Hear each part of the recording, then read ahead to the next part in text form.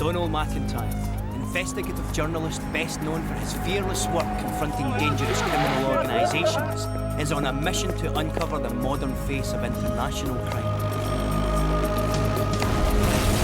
Travelling with him to some of the world's best known cities, we'll meet members of the criminal underworld, police and local residents to discover what life is really like in the world's toughest times.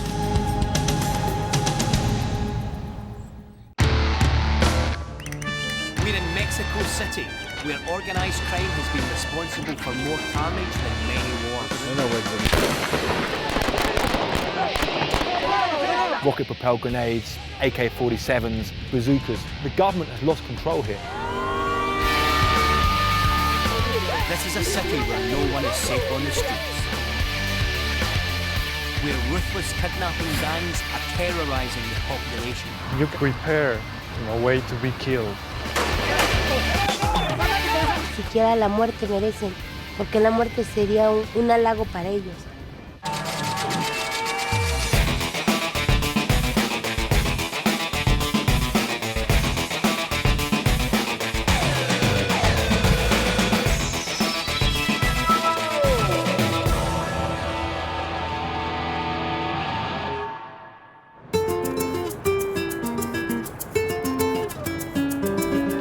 Mexico City, the capital of Mexico, has a population of 20 million people and is one of the largest cities in the world.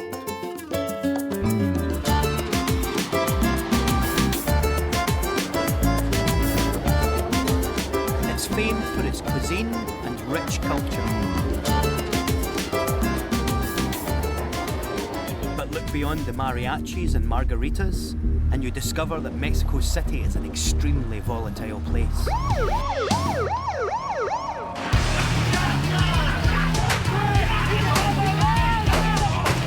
The gap between rich and poor has grown rapidly in recent years, leading to a phenomenal rise in violent crime, making Mexico City one of the most dangerous places on the planet.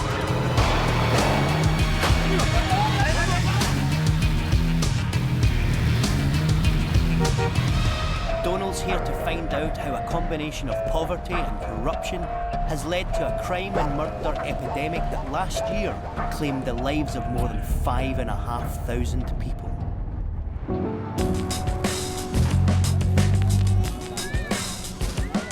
Here in Mexico City, it seems that violence and death are on public display. Just a glance at a newspaper stall leaves you no doubt about the scale of violent crime in the city. Look at this. This is the back page of one of the main papers here, La Prensa. Police, gangsters, dead bodies. Look, strewn all over the place. Unbelievable.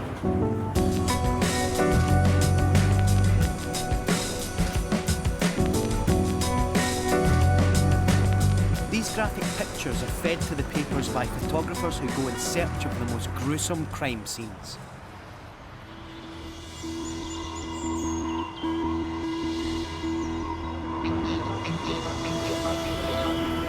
A British contact of Donal's has arranged for him to go out on a nighttime photo shoot with Mexico City's violent crime paparazzi. This is Monumento, we're here, and all these guys are crime reporters with various different newspapers, radio stations, these guys as well.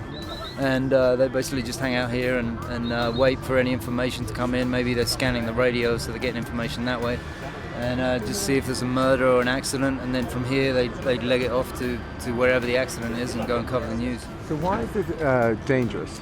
It's dangerous because you never know if something's gone down, like a shootout outside of a bar or something. You never know if it's still happening or if more trouble kicks off when the police gets there. So they have come across, like, you know, bullets flying, or they've had their cameras ripped away, or they've been shoved around, beaten up. There is a risk, you know, anything can happen at night. John has introduced Donal to one of the most experienced crime reporters in the city. Why are the images which you take of dead bodies and riddled bodies so popular with the public? Y aquí toda la mayoría de la gente les gusta el morbo de ver muertos, la sangre. No sé si La gente de aquí compra los periódicos y cuando llega la nota roja, lo policíaco ya se queda ahí y empieza a ver más, empieza a ver las fotos, ¿no? Las imágenes que... Donal is beginning to suspect that violence and death are an accepted part of the culture. It seems that everywhere you look, there's a police car. Everywhere. Cruising the streets. But as yet, no action from the boys. Some nights they say that they're going backwards, to and fro, 100 miles an hour, all across the city. But for the moment it's quiet. But it surely can't be quiet for too long.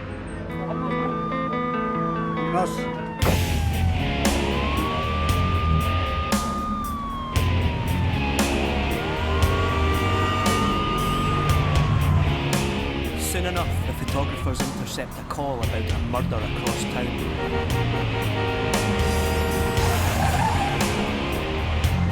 The press teams speed through the streets, running red lights and screeching around corners in a macabre race to be the first to arrive at the scene of the crime.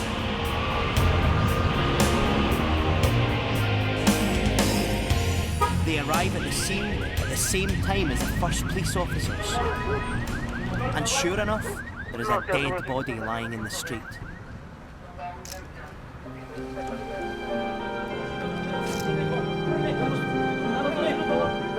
The police make half-hearted attempts to keep the photographers at bay.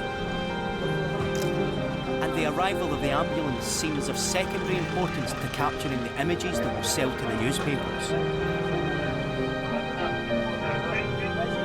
It's becoming clear that in Mexico City, murder is big business and people seem to have become desensitized to it. Well, this is the guy's staple diet. Dead bodies, mayhem. They believe that it was a gunshot, the back of the head, allowed ridiculously close to the scene of the shooting. Finally, the police cordon off the area and start gathering evidence.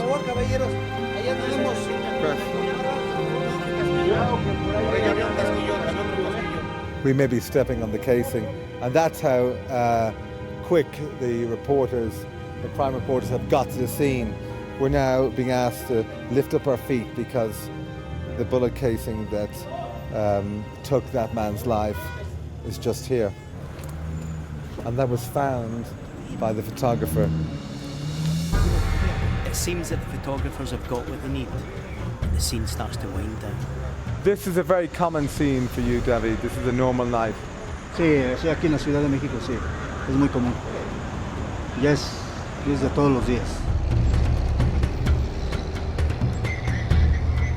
Do you ever worry that you might end up on the front page as a dead body in a newspaper yourself? Pues te pasa alguna vez por la mente, ¿no?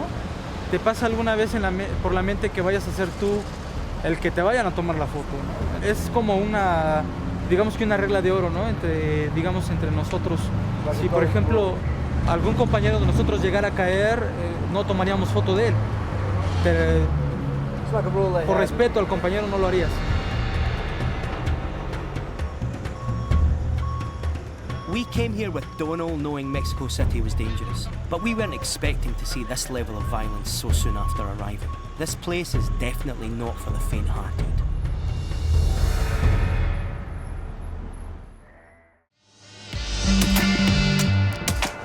We're in Mexico City with Donal MacIntyre, and already we've seen that life is cheap and murder on the streets is an everyday occurrence.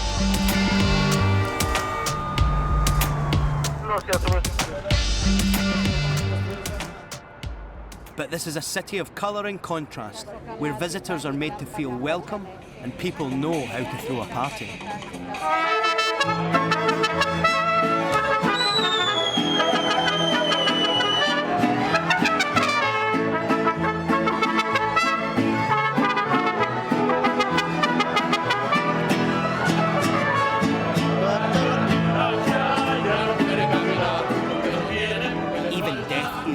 For celebration. Mexico is famous for its Day of the Dead festival, held every November on the Catholic holy days of All Saints' Day and All Souls' Day. Millions of people pay tribute to the dead at a ceremony which dates back thousands of years to the Aztec Indians. Perhaps this uniquely Mexican fascination with death is one of the reasons why murder and violence have always been out in the open in Mexico City. Riots, revolutions and violence seem to be in the Mexican DNA. In 1968, thousands of students protesting against the government were massacred by soldiers and police who opened fire on the unarmed civilians. The severe economic recession in the 1990s led to a massive increase in crime that saw Mexico City explode in lawlessness.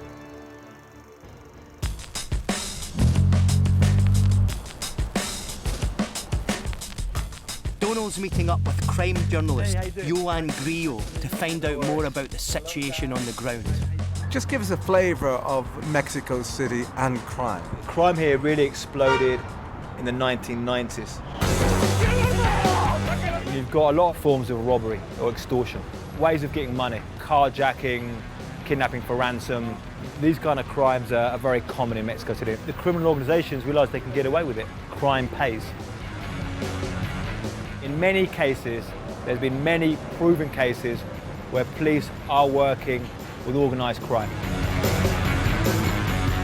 This climate of corruption has given Latin America's most ruthless drug gangs freedom to ply their murderous trade on the streets of this city. There's 4,000 drug-related murders in 1 year in Mexico. They want to send a message out. They want to show their rivals that we're going to kill you, often in very terrifying ways.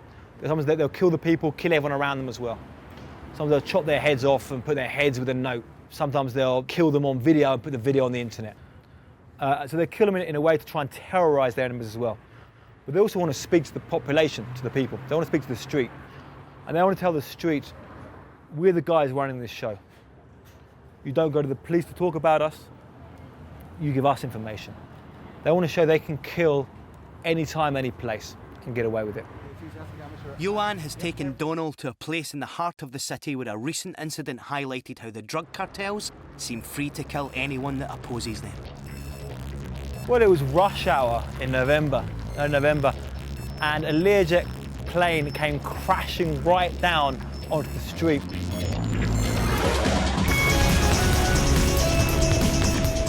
Exploded in flames, killed everyone on board and killed several people driving that day. And people walked on the street. And on board that plane was the number 2 in the government. He's the Interior Secretary. And also on board was a federal prosecutor called Jose Luis Santiago Vasconcelos, who was a very dedicated anti-crime fighter. Although the plane crash was officially recorded as an accident, both of the high-ranking politicians on board were dedicated opponents of the cartels. So explain the trajectory of the plane. Obviously traffic, was immediately thrown all over the place.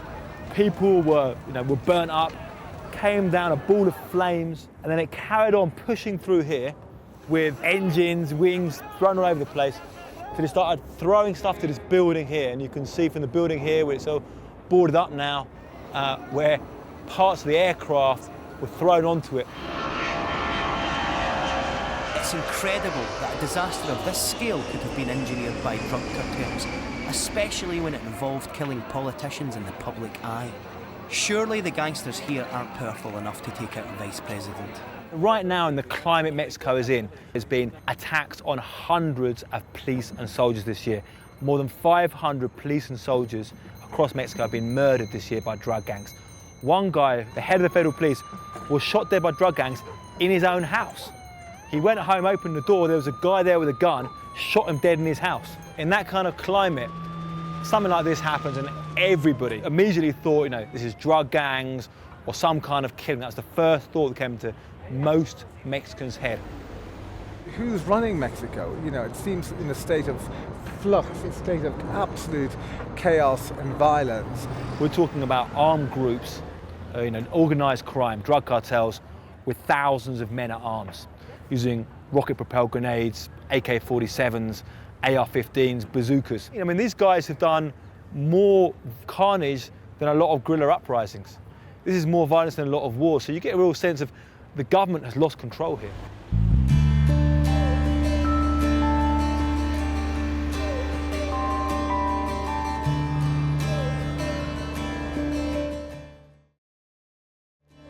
Donal is shocked to learn that the drug cartels have such a stranglehold over Mexico that the country appears to be sliding into total lawlessness.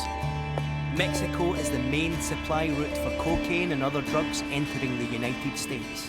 It's a huge business, which may go some way to explaining why the cartels are willing to go to such lengths to protect their business interests.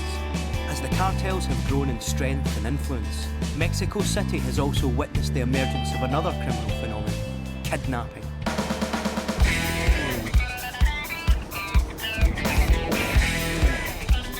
Kidnapping in Mexico City has now reached epidemic proportions.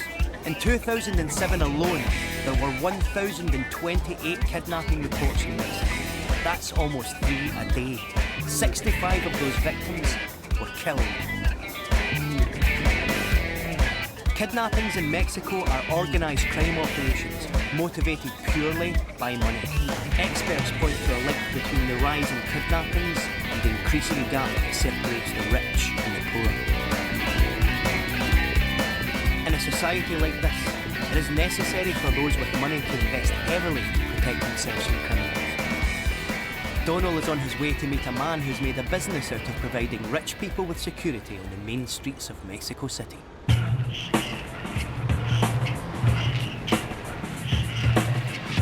Francisco Ramirez is the head of an organization called CIOS. Grupo CIO significa Centro de Información y Operaciones en Seguridad. This company is one of the largest private security firms in Mexico City.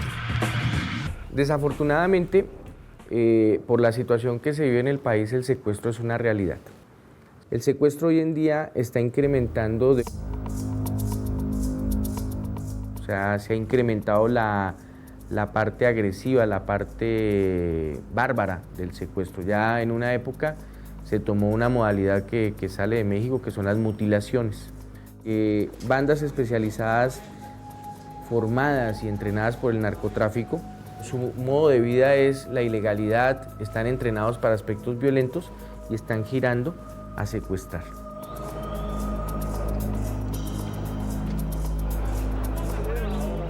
El hecho de que sean delincuentes novatos en el tema del secuestro genera el riesgo tan alto para la víctima. El dormitorio.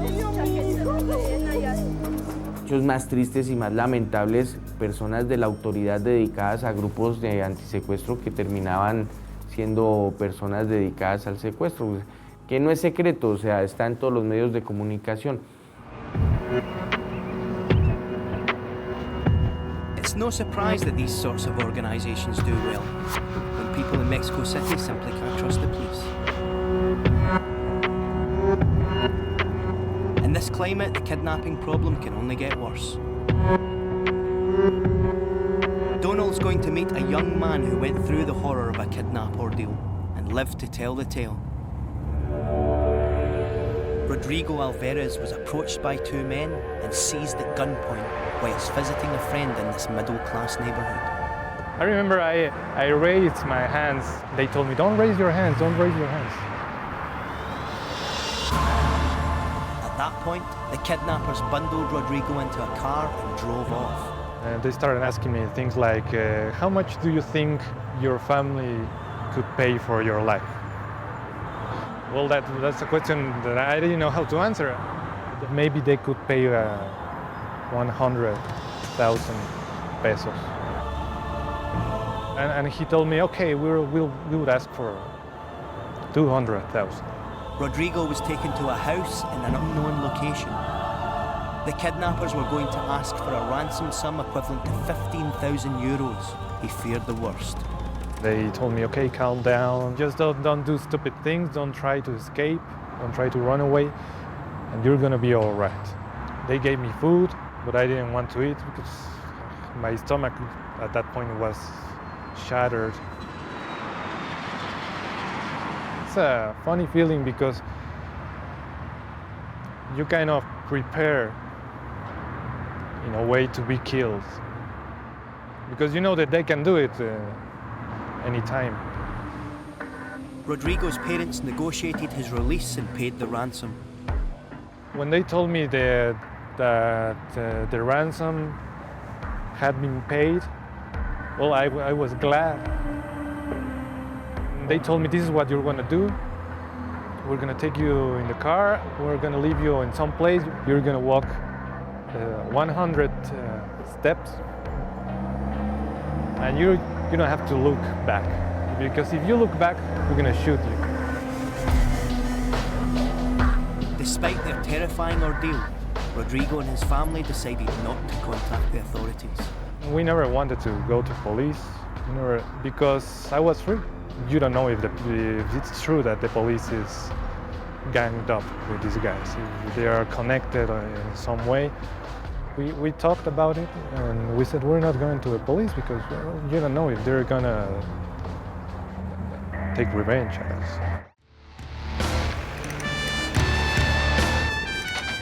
We're with Donal MacIntyre in Mexico City, the kidnapping capital of the world, and we're getting a taste for how organised crime is terrorising the streets.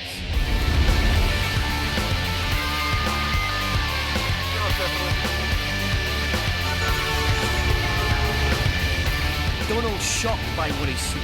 It seems like a city spiralling out of control.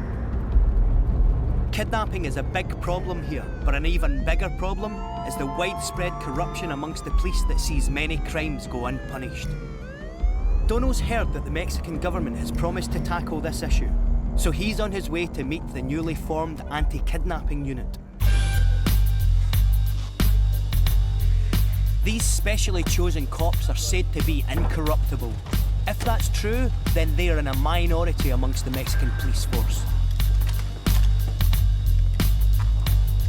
As he arrives at the police training ground, a press officer tells him about operations the unit will demonstrate in today's drill. Aquí va a haber un secuestrado. Vamos a trabajar con sniper. Sí, va a ser a fuego real. The team are well tooled up and the dummy hostage is brought in to be rescued. Donal's a bit surprised they're allowing him to stay so close to the action. This exercise depends upon the accuracy of those snipers up there. They're going to take out the watchmen over there and less than 7 meters away. So I don't know whether any... Pablo?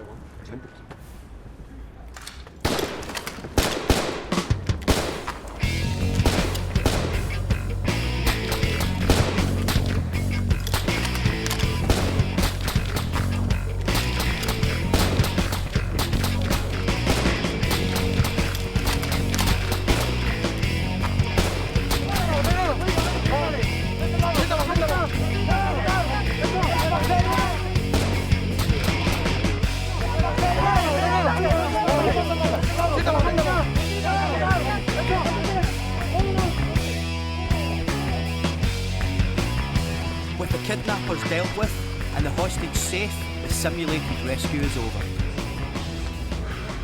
That's noisy. One of the officers has agreed to answer some of Donal's questions.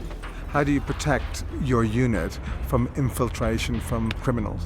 Nosotros vivimos la mayor parte del tiempo en el trabajo en el grupo y nos vamos conociendo poco a poco. Y nos da un margen de saber quién es quién, y cuando vemos que alguien anda extraño, hablamos con él y en su caso lo retiramos del Jeri.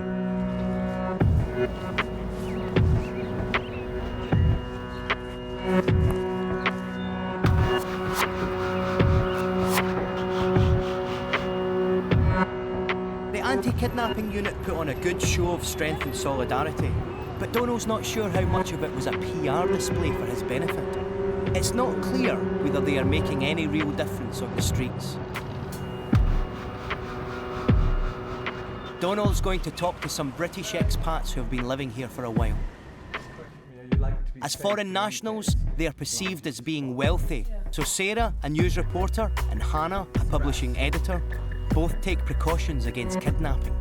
I would never take a street taxi, because to have 3 English people in a car, all obviously foreign, is just more of a risk than myself going, speaking to them in Spanish. Sarah and Hannah explain how unsuspecting foreign nationals are taken hostage after getting into fake taxis and then robbed at gunpoint. They call them express kidnappings, and they normally last an hour. Because they stop at a cash point and ask them to take out what they can and do it with the different cards that they've got and give them the PIN number so that they can do it, so they can check that they're taking as much as possible. This girl that I know that was taken away was a foreigner like us, and she was beaten up, just dumped in this remote area.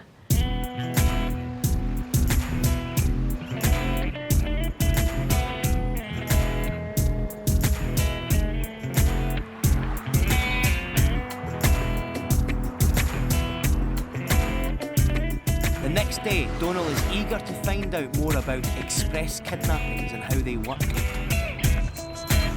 So he flags down the nearest cab, mindful that it could be driven by a potential kidnapper. How big a problem is kidnapping in your life and in the life of people you know? Sí, he conocido gente que se dedica al secuestro muy fuerte. Están aquí hasta 5 vehículos nuevos de taxi. So people actually buy taxis and conduct a business just for Kidnap Express. Al negocio de ese tipo de secuestro. Inclusive en 1 o 2 meses han ganado hasta 350,000 pesos. Son impresionantes. ¿Sí? Entonces ahí está la clave de ellos.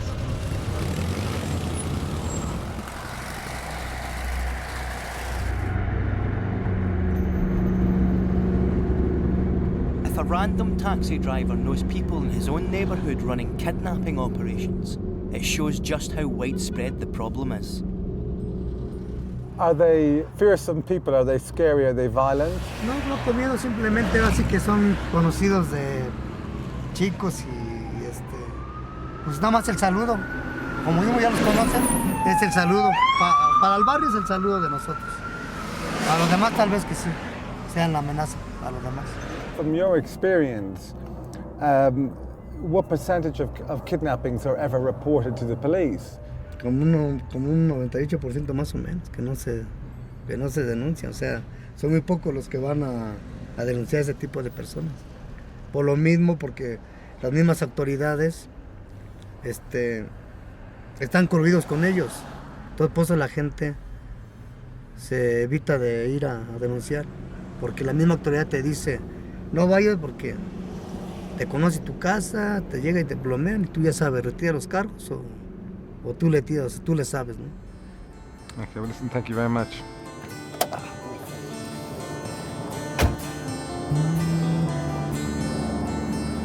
It seems that here in Mexico City, no one is safe from the kidnapping scourge.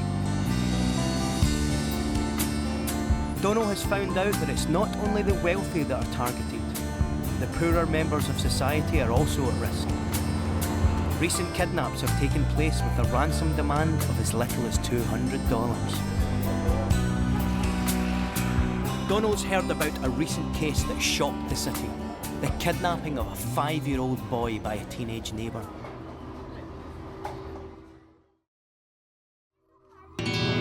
Javier Betanzos was kidnapped and killed in one of the most deprived areas of Mexico City. There seemed to be no motive for the kidnapping. A local woman has agreed to speak to Donal. Pues la verdad no les importa ya si eres rico o si eres pobre. Pero aquí el secuestro de este niño fue porque esta persona le dio mucho coraje que los papás del niño tenían un carrito y como ellos son comerciantes como nosotros, se compraron una camioneta.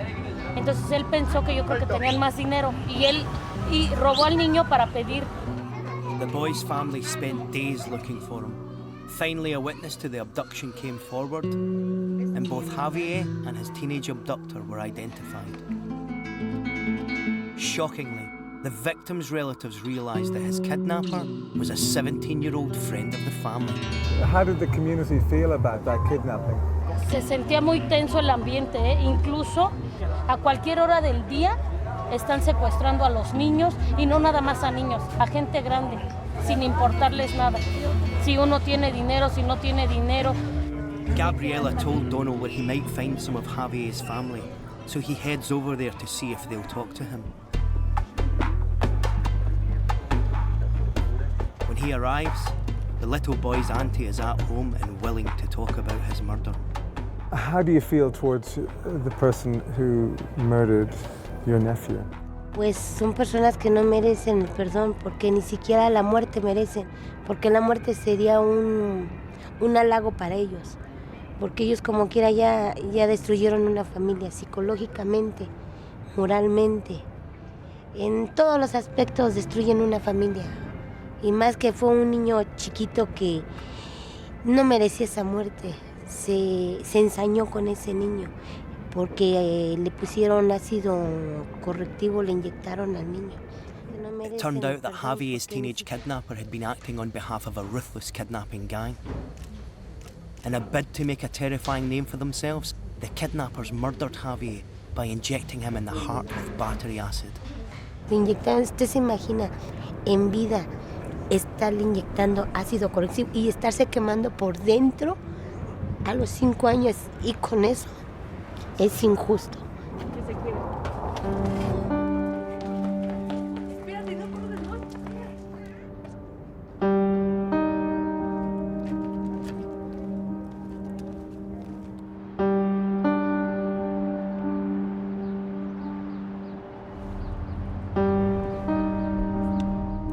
In all his years as a crime reporter, this is one of the most harrowing stories Donal has ever heard.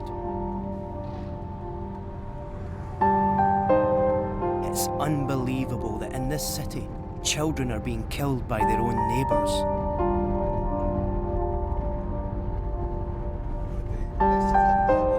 Donal's already been told that one of the reasons why so few kidnappings get reported is because victims are afraid that the police may be corrupt. In a society where no one can be trusted, Donal wants to know about the options available to those who have members of their family kidnapped.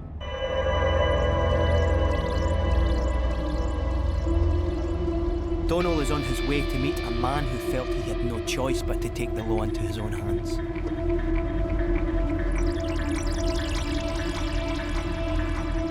In July 2000, Paula Gallo was abducted and killed by kidnappers. Her father, Eduardo, a wealthy business consultant, has agreed to meet Donal and tell him the full story of his family's horrifying ordeal. Please, come inside. What kind of person was she? Well, she was a very happy girl. She loved to play jokes to anyone. She loved to make you laugh. This pieces of land. Although Eduardo wasted no time in paying the $20,000 ransom, he never saw his daughter alive again. She was shot with the .45 caliber gun in the neck. At least she died immediately. This was like I was going to say like a cold water bath, but that would be nothing compared to what I felt. In the days after Paula's murder, the reasons why she was killed started to emerge. During the delivery of the ransom, the kidnappers themselves were robbed of half the money, and 3 of them were killed by unknown assailants. The remaining members of the gang killed Paula when they realised they didn't have the full ransom money. The police immediately assumed that Eduardo was behind the attack on the criminals. They said, okay, Mr. Gallo, we're making an investigation. And in order to do our investigation, we would like you to explain us how those guys were dead. Maybe you have an idea. Well, I don't have an idea, and if you're meaning by having an idea that I killed him, you can all go. I was really angry. I lost my head. I started shouting them, yelling them, insulting them, and sending them where they should go. You lost your temper because you just lost your daughter. Mm-hmm. And they were trying to meant that I murdered the kidnappers, and because of that they killed my daughter. And I said, well, you're not only stupid, you're corrupt. In that moment, is when I realized that they were not going to make an investigation. Knowing that a number of the gang were still on the loose, Eduardo began to track down his daughter's killers. I started collecting information like photographs, like information about their families, their sons, their wives, their brothers, their fathers, their cousins, where they lived, a lot of information.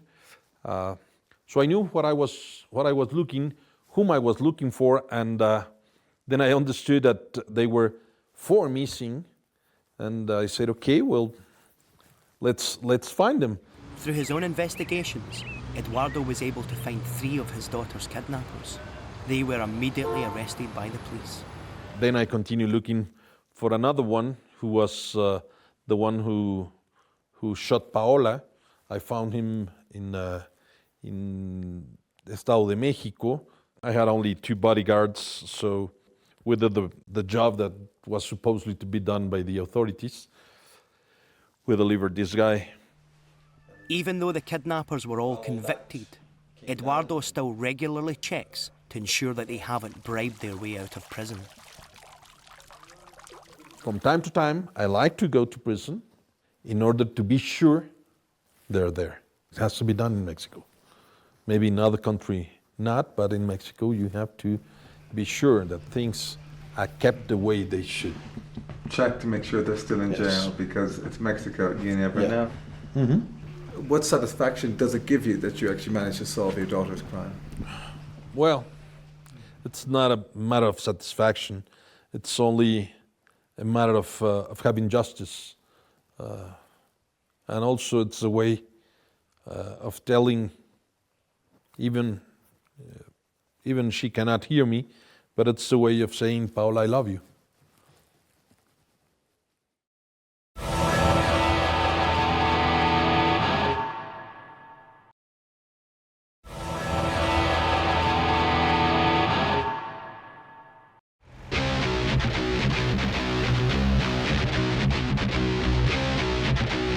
Donal MacIntyre is in Mexico City. He's discovered that life is cheap and death is a celebrated part of the culture.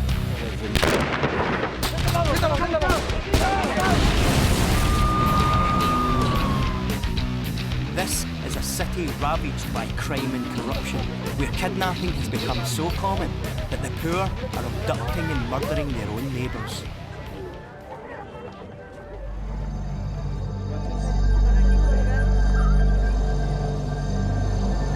Donal knows that his investigation won't be complete until he meets some kidnappers. He's come to the largest prison in Mexico where one has agreed to talk.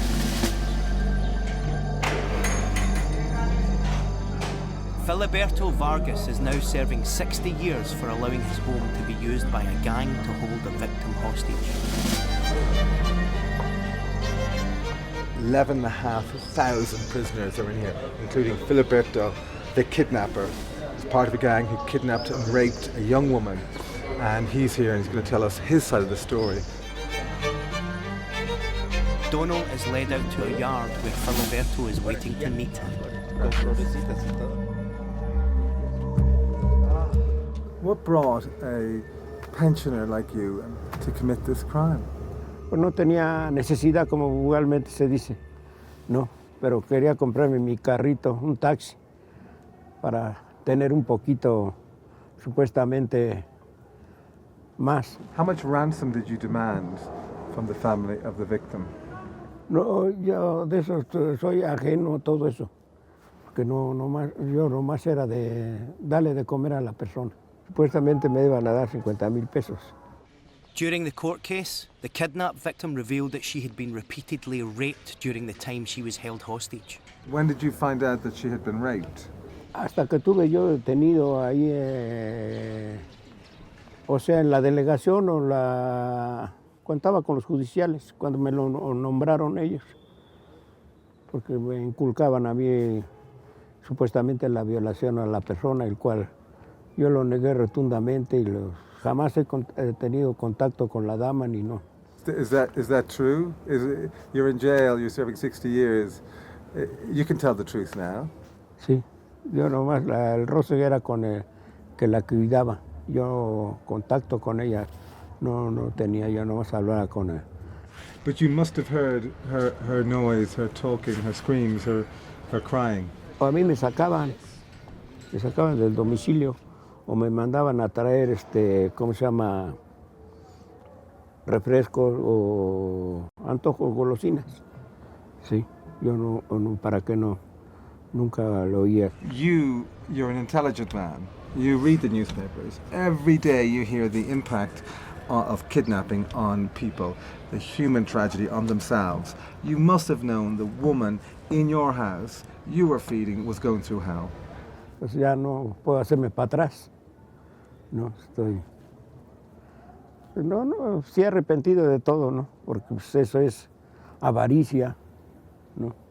Y ya tenía lo que bien, la libertad y un pequeño de dinero que tenía, ¿no? Y ahora, pues no. Donal's left wondering whether to believe Filiberto when he says he knew nothing about the rape. But it does seem clear he wasn't the leader. The reality is that Filiberto was just a small cog in a big machine. The leaders of the gang that he was involved with are still on the loose because they have the money and connections to pay off the authorities.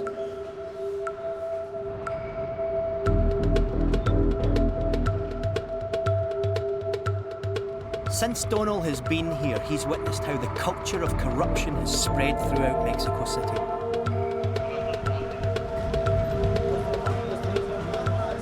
Kidnappings and other crimes often go unpunished. The rule of law in Mexico is weak, which sends out a message that crime pays.